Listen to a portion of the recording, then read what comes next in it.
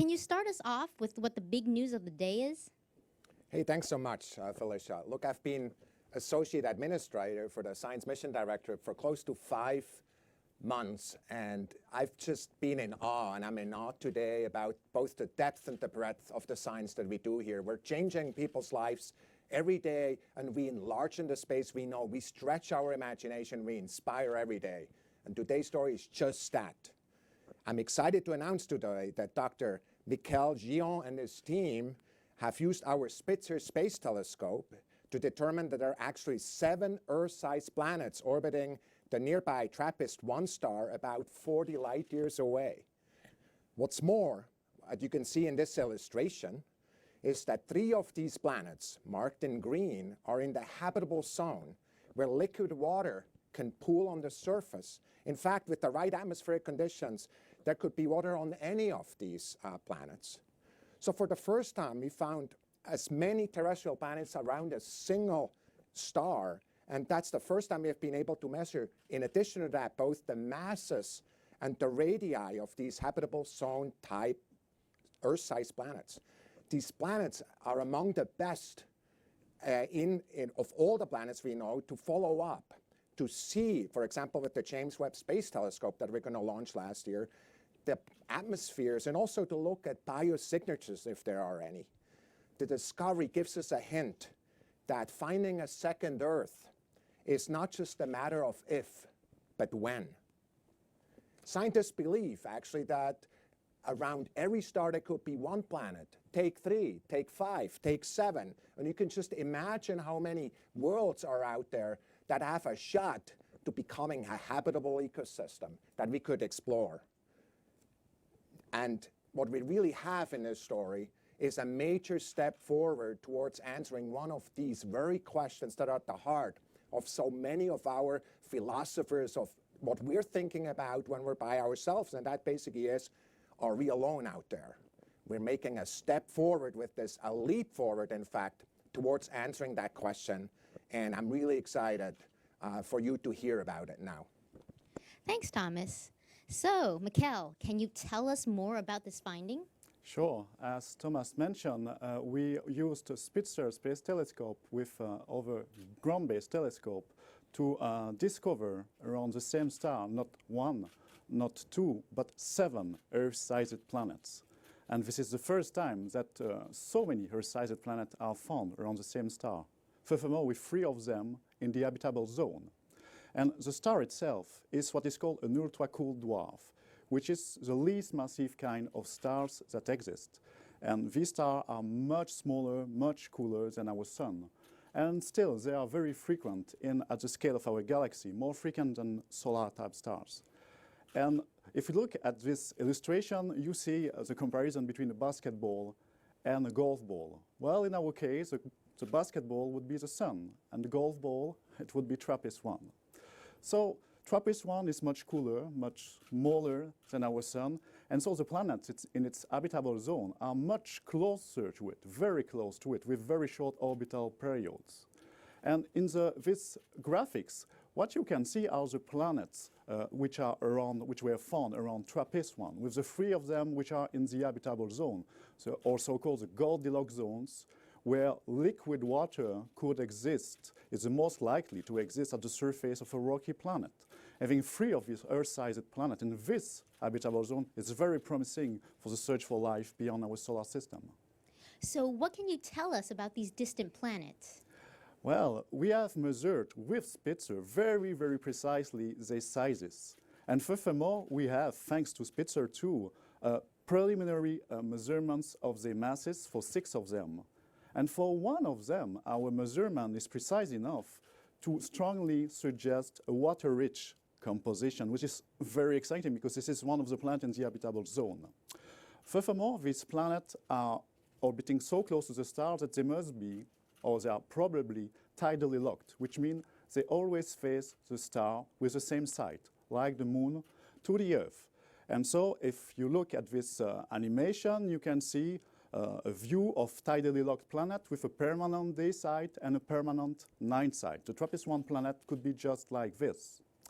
Now, what is also exciting here about this system is that the planets are so close to each other. if you were on the surface of one of these planets, you would have a wonderful view on the other planets. You wouldn't see them like we see Venus or Mars, like dots of light. But as you can see in the next illustration, you would see them really as we see the moon. You would see worlds with, which are very big. You could see the structures on these worlds. They would be as large as the moon and even larger for some of them. So it would be a wonderful view on these planets. Thanks, Mikkel. So, Sean, can you give us an idea or more context to Discovery and why Spitzer played such a vital role? Absolutely, Felicia. I first like to say that, in my opinion, this is the most exciting discovery we've had yet with Spitzer in its almost 14 years of operation. As you can see in the graphic, the initial discovery of the TRAPPIST-1 system was by the TRAPPIST telescope in Chile in 2016. And immediately after that, we started doing intensive follow-up with a lot of ground-based telescopes and more than 20 days of continuous observations with Spitzer. And what we're able to find is that we confirmed 2 of the planets that were found in the initial discovery, and then found 5 more planets for a total of 7 planets in the system, which is pretty exciting. Now, TRAPPIST-1 is an ultra-cool dwarf, and that means that it's much brighter in the infrared, thousands of times brighter in the infrared than in the visible. So it makes it ideal to use Spitzer, which is an infrared telescope, to do the follow-up on this system. And then as you can see in this animation of Spitzer, so Spitzer was launched in 2003, and it was never intended to study exoplanets. So we had to do some clever re-engineering why it's in space still, and it's more than an astronomical unit away from the Earth, so you can't fly out and do anything about it. But we did clever engineering on the ground to allow Spitzer to measure star brightnesses very precisely, 1,000 times more precisely than we had imagined Spitzer would be able to do. And then what we're going to show in the next animation is how what Spitzer sees the planets very similar to the way the Kepler Space Telescope does. We don't image the individual planets. What we do is the planets pass in front of the star. We see the amount of light that the star is dimmed by when that planet is blocking it. So the dips you see in this animation are the planets going in front of the star, blocking a little bit of the light. The size of the dip tells you the size of the planet, so we can get the size of the planet directly from measuring the dip. Now, when you see the different planets, they keep orbiting around, and every time they transit, you can measure the spacing between the transits, and that tells you about the orbit, the period of the orbit, how long that year is, and for that planet. And then when we know how long it takes for the planet to go around the star, we also know the distance it is from the star, and that also tells us whether or not it's in the habitable zone. Now, the TRAPPIST-1 system and its planets are in an interesting configuration. The planets are all very close together, and their orbits are spaced such that they gravitationally interact with each other. They tug and pull each other as they go flying around, orbiting around their star. And what that does is it changes the timing of the transits a little bit as the planets are tugging each other, so they don't happen as regularly as you would expect without the tug. And with that, measuring those differences, what we're able to do is measure the masses of the planet. So now we have the mass of the planet, the size of the planet, so we can make an estimate of what the density of the planet is. And that's important because that gives us some understanding about what the composition of the planet is. From that, we can tell where the planets are, whether they're rocky, gaseous, or even watery. Thanks, Sean. So, Nicole, what can you tell us about studying the atmospheres of these planets? Yeah, so the atmospheres of planets tell us a great deal about the formation and evolution of planets, and also about all of the physical processes that are occurring on the planet's surface and in the air, especially those that might make the planet habitable or actually indicative of hosting life. We can use space-based telescopes today to study the atmospheres of planets using a technique called transmission spectroscopy, which detects the fingerprints of different chemical species in a planet's air, such as water or methane, ozone or oxygen. We're currently using the Hubble Space Telescope to study the planets in the TRAPPIST-1 system to determine if they have hydrogen-helium dominated atmospheres. It's actually great to find out if they don't. That gives us another push forward in having these planets be, in fact, rocky, and also the potential of those planets to support water on their surfaces. Just last year, Hubble actually probed the innermost planets of the TRAPPIST-1 system, TRAPPIST B and C, and found that they didn't have hydrogen-helium dominated atmospheres. So that's just one more step along the path to having these potentially habitable worlds. So what do we know about the 3 worlds in the habitable zone? Sure, so I'll use Eyes on Exoplanets here to give you a brief tour of the habitable zone of the TRAPPIST-1 system. So if we zoom out to the system away from the host star, you'll see all 7 planets, with the habitable zone indicated here in this blue region. The innermost planet in the habitable zone is TRAPPIST-1e. So in this illustration, you'll see an artist's rendition of TRAPPIST-1e, which is a really interesting planet for a number of reasons. It's very close in size to Earth, as you can see here. It also receives about the same amount of light as Earth does in our own solar system. This means that in TRAPPIST-1e, you could have temperatures that are very, very similar to the ones that we have here on Earth. The next planet out is TRAPPIST-1f. Now this is a potentially water-rich world that is, again, about the same size as Earth. You can see here in comparison. Now TRAPPIST-1f has about a 9-day orbit, and during that time it receives about the same amount of sunlight as Mars does in our own solar system. And the final planet in the system is TRAPPIST-1g. Now TRAPPIST-1g is the largest planet in the TRAPPIST-1 system. It's about 13% larger radius than that of Earth, as you can see in this comparison here. And it receives about the same amount of starlight as somewhere in between Mars and the asteroid belt in our own solar system. So while we don't have the technology yet to really travel to any of these planets, how long would it take to travel here? Well, thankfully, we can ask eyes on exoplanets. And if we were able to travel at light speed, we, of course, could arrive in 39 years. Something more like a jet plane would take far longer, of course, something more on the line of 44 million years. Wow. Well then, thank you so much, Nicole. Now, Sarah, why are these discoveries so exciting for the scientific community? Well, with this discovery, we've made a giant accelerated leap forward in the search for habitable worlds and life on other worlds, potentially speaking. Because with not just one planet, but several, we have room that if we didn't have the habitable zone quite right or weren't sure quite what we're looking for, we have many chances over. You could say colloquially, it's like in this planetary system, Goldilocks has many sisters. Now, we don't know much about the planets. We know, as we heard earlier, the masses and sizes and how much radiation is falling on them and their orbits. So for now, we just speculate. And for that, the TRAPPIST-1 system has really captured our imagination, and we have a new travel poster for you that you can download from the NASA website. And if you see here, it's captured scientifically accurately how on one of the planets you could see all the other planets in the sky. Now, historically in exoplanets, in the kind of brief history of the last 20 years, when there's one, there's more. And so that's why I'm so excited to be here today to share it with you, because with this amazing system, we know that there must be many more potentially life-bearing worlds out there just waiting to be found. Thanks. So what are astronomers doing to learn more about this system and others like it? Well, first of all, Mikkel and his team have started to put up more telescopes. They call it Speculoos, and they're going to, from the ground, use telescopes to search 1,000 of the nearest ultra-cool dwarf stars. And actually, I just have to back up a second about this TRAPPIST system, because I forgot to mention that one of the reasons astronomers are so excited about it is it's a veritable laboratory for studying planets orbiting very cool, very small, very dim red stars that are so incredibly different from our sun. In fact, astronomers constantly go back and forth about all the excitement about these worlds because they're very easy to study. Other people have fears and concerns, and so we actually get to test many people's theories about these worlds being tidally locked and radiation from the host star and things like that. So hopefully, we're counting on Speculoos to find more of these systems and planets around these ultra-cool dwarfs, these very common stars that we can study. So in addition to Speculoos, in astronomy, when someone makes a discovery like this, we put almost any telescope that can follow up to follow up.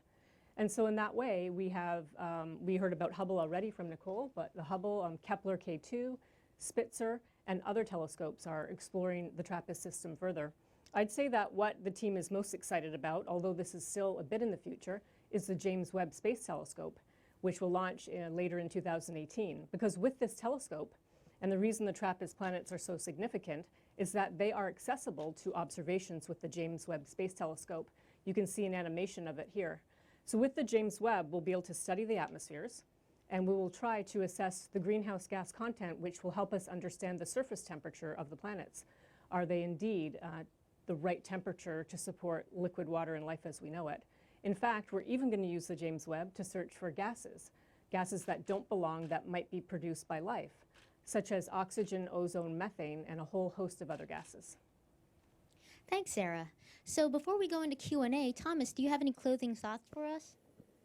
You know, for me, this research in exoplanets is really in its gold rush phase. You know, it started something like 20 years ago, and I just couldn't help but notice that the last co-author on your paper is the same co-author who was there at the announcement of the first exoplanet ever discovered and announced in 1995. And since then, we've found thousands of those, a little bit under 5,000 the last time I checked. Dozens of them are in the habitable zone. None until now have had that many planets in the habitable zone. And it's only expanding. This is going forward at a rapid pace, not just because of the telescopes that are there now, but the telescopes we're launching soon. And you talked about the James Webb Telescope, but also TESS, of course, that's going to be there, and WFIRST that's being planned right now. Again, really opening our lens, opening our viewpoints onto the universe, and especially, in many cases, these exoplanets. I do believe that many of the best telescopes that will give us the most information are yet to be invented. There's many things we don't know, many questions we have that come up when we see these observations. We look at all these animations. Very likely, nature is way more beautiful, way more amazing than what we've animated here. It's always that way. And so for us, the question is, how do we actually open up our lens and see these things? How do we get so much data from that the kind of questions that Sarah asked are actually able to be answered?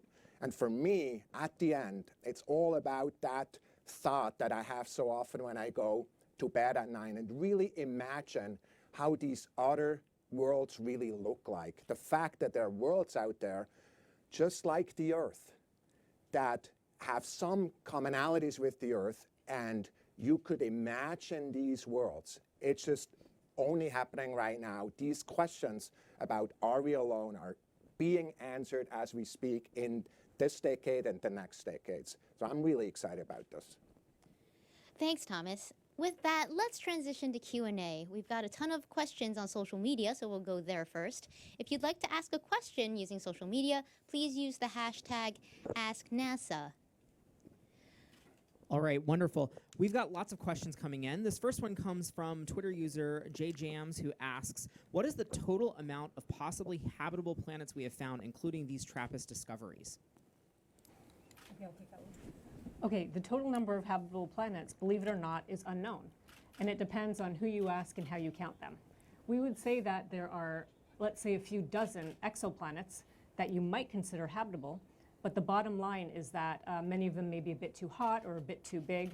We really have to wait until we can see the atmospheres to know how hot or cold the planets really are.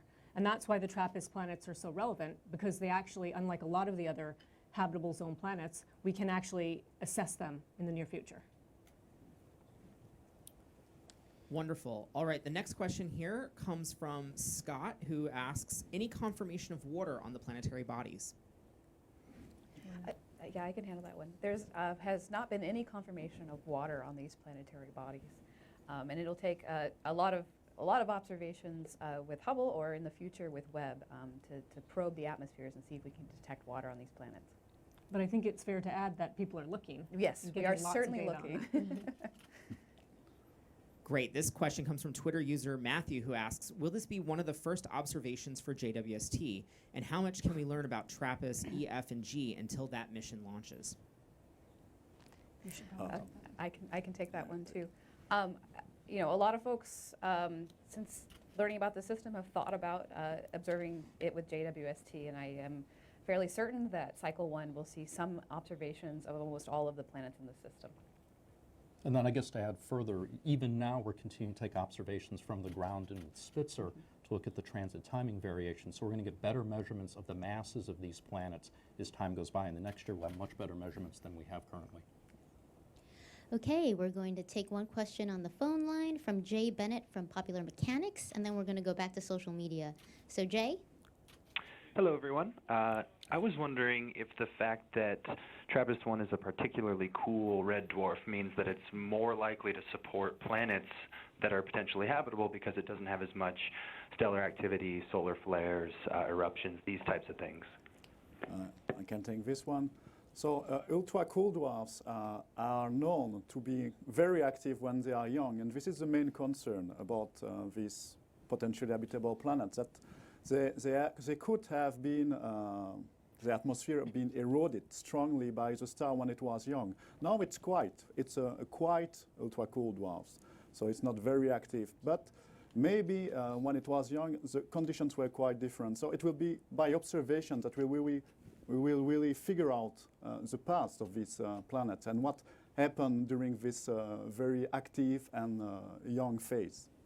I'll just add to that and rephrase what Mikhail said to just say the great news is we can observe in the near future. We no longer have to rely on what we think and speculation, because nature usually is smarter than we are. And if there's any way for a life to get a foothold, we like to believe it will. Thank you. We're going to go back to social media. So, Jason? All right, this question comes from Twitter user Amara, who asks, have you decided any names for these planets yet? Yeah, definitely.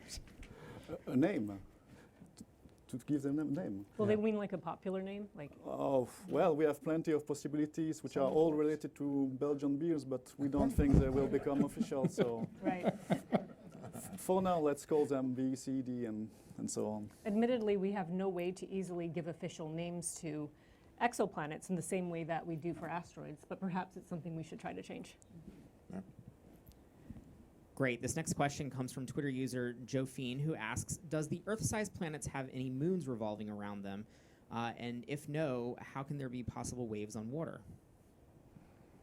Well, in our data, we have no indication of a moon.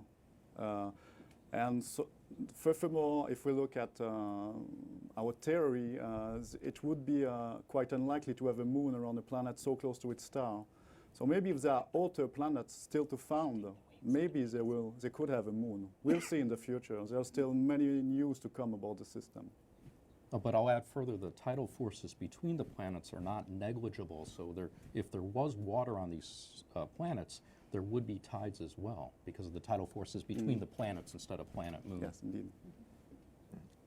Next, we're going to go to the phone lines. We have Keith Cowing from NASA Watch. Keith? Hi, a question probably best for Sarah Seeger. I'm looking at these planets. I assume they're really close together. It reminds me of the Jovian and the Saturnian systems where stuff is thrown from one world onto another, and there's questions about why, should you consider these as an ecosystem? I'm a biologist. I'm looking at 3 potentially habitable worlds real close to each other. Should we be thinking that conceivably the biosphere around this very tight-knit group of planets might extend beyond just one planet if they're this close to each other? Well, that's a wonderful question, and we haven't thought that far yet. But I'm sure there's a student out there, listening in who should take this problem on. I'll just back up one step, though, and answer a slightly different question, because if we want to think about an intelligent civilization elsewhere looking back at us, they may be having a press conference saying, hey, there's 3 habitable planets there. Venus, Earth, and Mars may appear to be in the habitable zone no matter how we describe it. So let's wait and see what's out there. But great question, and hopefully somebody will work on this. Next on the phone lines, we have Marcia Dunn from Associated Press. Yes, hello.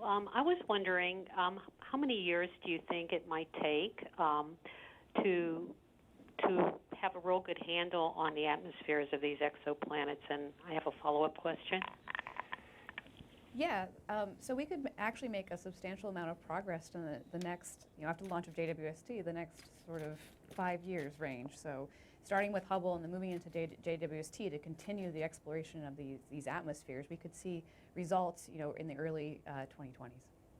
And thank you. And I know this is the first time 7 Earth-sized planets have appeared around a star like this. What is the closest runner-up to that? How many Earth-sized planets around a star that you've seen prior? 3. I think it's a 2 or 3. Yeah. No more, found by Kepler. And which star is that? Oh, I don't remember. There are so many Kepler planets. Okay, thank you. So let's go back to social media. Jason? All right, this question comes from Miles O'Brien here on Twitter, who asks, what sort of instrument could be used to answer the question of whether these planets harbor life? Could Webb do it? Sure. So Webb has a suite of instruments that cover, wavelengths from sort of the near infrared all the way through farther into the infrared spectrum. But in particular, it has a lot of very powerful spectrographs aboard. So this is going to allow us to do this transmission spectroscopy technique that I talked about earlier. And it covers the right wavelength range where we can start to detect molecules like water, methane, ozone, and oxygen. So we can start to do a lot of what Sarah had suggested in trying to determine habitability and also the potential of it harboring life. And I just want to add one thing, and to Miles and everyone out there, is we really try to emphasize we have the capability to find signs of life elsewhere, but nature has to deliver. And because it's all so new to us, these red dwarf stars, we don't totally know what's out there. So if nature has made life ubiquitous, and there are lots of atmospheres without clouds, substantial enough accumulation of gases, we'll have no trouble finding it at all. But if it's the opposite, then it may be a while. But I did want to add one more point that we hadn't covered yet, that we have the TESS mission upcoming, we have other ground-based searches. So TRAPPIST-1, we're just here as the first. It's the most exciting one so far, but we hope to have many more of these and lots of chances to find signs of life in the future. Wonderful. Next question here comes from Twitter user Chris Sims, who asks, is it possible to listen to this planet system using our SETI-style telescopes? How do we learn as much as possible? Okay. To my knowledge, it was already listened to by SETI, and they had no signal from artificial signal detected. So it's doable, but there's no signal detected. Great. Next question comes from Twitter user Sawyer, who asks, how far into the foreseeable future until we might be able to see a craft that can actually make the journey to TRAPPIST-1? This is a really hard question, just because it requires so many miracles on the way. See, when James Webb was developed, the way I think about James Webb, it required something like 10 miracles, kind of things we had never done, and kind of put it together into a telescope, with a 6.5 meter kind of foldable mirror and a thermal system that's a tennis court in size. Kind of how do you do that? The answer is you start inventing your way forward.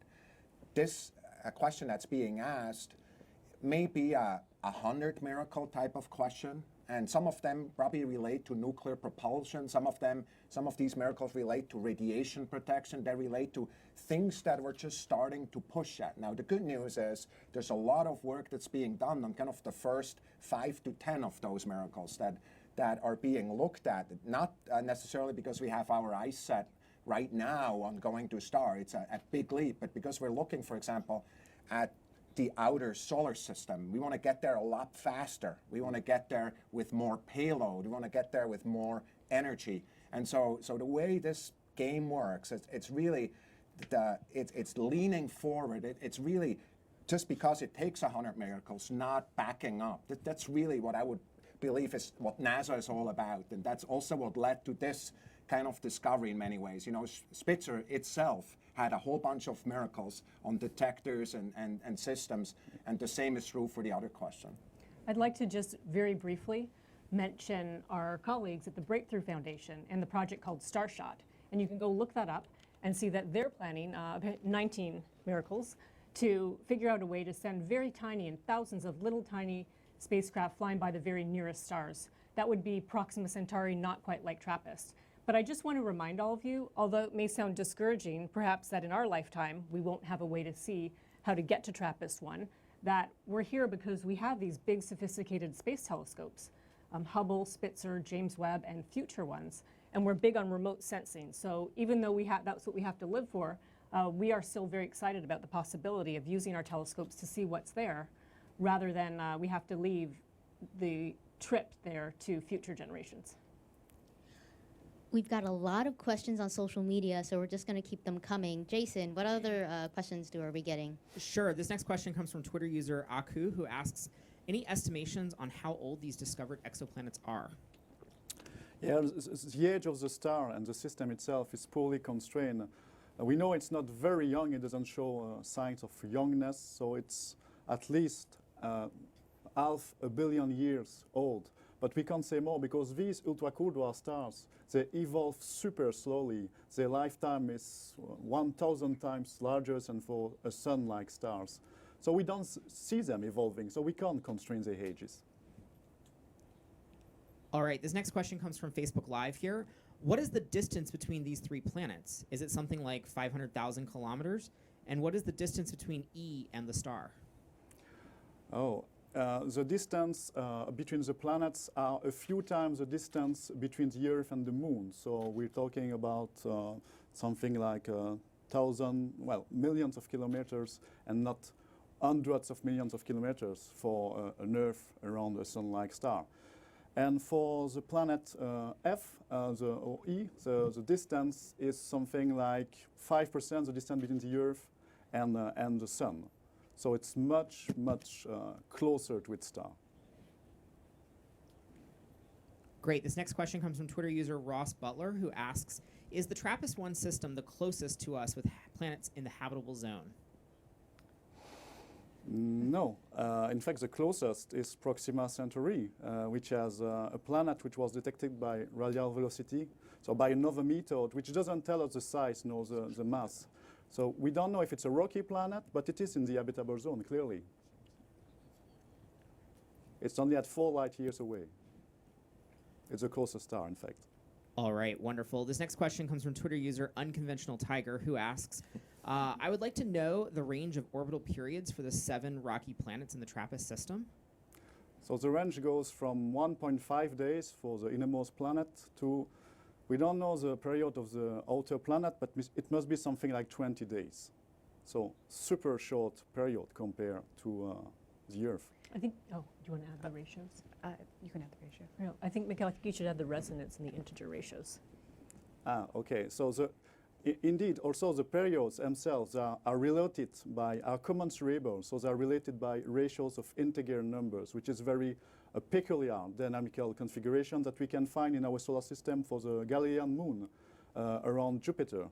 And it shows that, it indicates at least that these planets should have formed further out and migrated and been trapped during this migration inwards in this very peculiar configuration. If this is the case, they are super water rich because they must have formed in an environment which was very rich in ice or in water ice, and it should be reflected in their composition. And we will know soon, thanks to notably to many new Spitzer observations that are coming.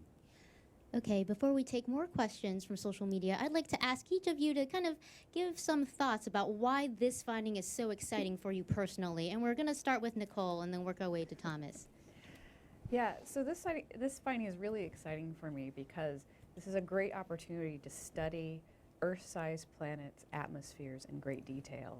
We know that we can get good signal-to-noise ratios, and we can start to begin this journey in trying to understand what the air is like around rocky planets outside of our solar system.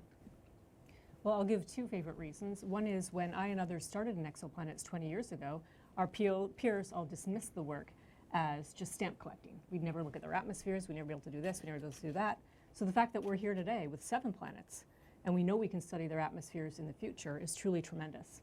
The other point I want to make is that we're really excited because we all see ourselves here as we're the group of people, we meaning us and all of our colleagues, as the pioneers. This is a search that will go on for many generations. And just the fact that we're this close now to finding so many habitable worlds is really exciting. Yeah, so for me, it's more of a very kind of a personal experience because I've worked on Spitzer since 2002, and the ability to be able to do these observations, we had to do a fair amount of engineering work, and at the beginning, it wasn't clear necessarily that we would be able to achieve the precisions we need to do science like this. So it's very gratifying that all our hard work, myself, my colleagues at the Spitzer Science Center, JPL and Lockheed Martin, the engineers there, we're able to pull it off, and we're able to give great data to scientists and get great results out. So I'm very happy about this. So on my side, I've already wondered about the possible existence of life elsewhere since I'm a kid. And so when went to college to study science. I first studied biology, biochemistry, because I wanted to understand what is life, really. Then I switched to astronomy because it was the beginning of the exoplanet adventure. We were really beginning to detect planets outside the solar system. And it was clear that within a few decades, we would be not detecting giant planets which were unsuitable for life, but planets that could host life, that we could study. So I've already been devoting my time in science to this goal. And then we're getting nearly there with this result. It's a very good satisfaction for me. To me, looking from the point of view of NASA science program, it's exciting because of course it's a leap forward, but it goes in parallel to the other leaps we're taking right now. Look at what's happening at Mars, where we're really looking at the complex chemistry that's happening there. Look at the recognition that Mars actually is a place where there not only used to be water, but there's water today, abundant water. In parallel to that, the recognition that we can now have the technology ability of going to Europa and actually looking at that system, which is in its own right really an exciting system, because there's an ocean world there that hits the rock at the bottom in a really unexpected place in a site. There's many other places like that. And then on the theory side, we already heard that the really understanding of the biology of life. There's a tremendous amount of progress. So together, these areas really create kind of a crescendo towards that, really answering that question that has been on our minds for so long. This is the right time to ask that question. It is the right time to have this discovery right now. Thank you. I'm afraid that's all the time we have left. Please keep those questions coming by sending them at the hashtag AskNASA. And for more information and to download the Eyes on Exoplanets app that Nicole was just using earlier, please go to nasa.gov/exoplanets. And also, don't forget to follow us on our various social media